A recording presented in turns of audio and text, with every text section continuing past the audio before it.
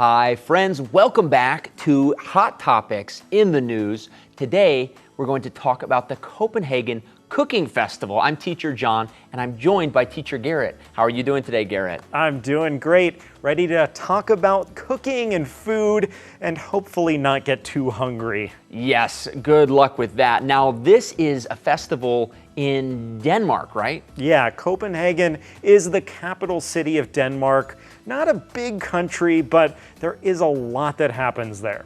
Yes, and this festival. Now, really quick, have you traveled in Europe anywhere near here? Well, I grew up in Europe all through my elementary school years.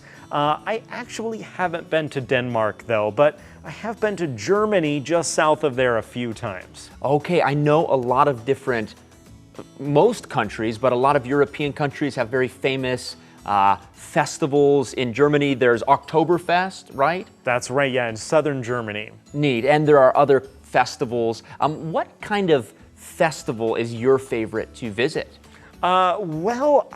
In my hometown, actually, we have something that reminds me of this. We always have a Scandinavian festival every year.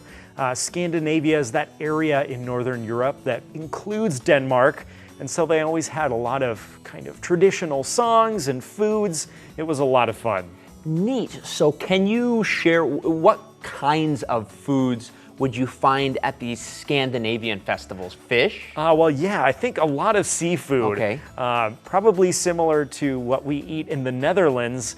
We eat raw fish just by grabbing the tail and eating it like that. Whoa. I don't know if they would do that in Denmark, but probably something similar. Wow, a raw living fish? No, I don't think it's living. All right, but these festivals are really fun because thousands of people meet together, and actually there are thousands of people that eat together on one big table.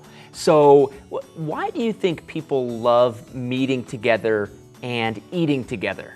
Well, I think food and eating is really something that brings all of us together. We get to experience the same thing that other people are experiencing, and then it's easier to talk about it. You can compare your experiences, and I think eating and drinking just makes people happier in general. I think so too.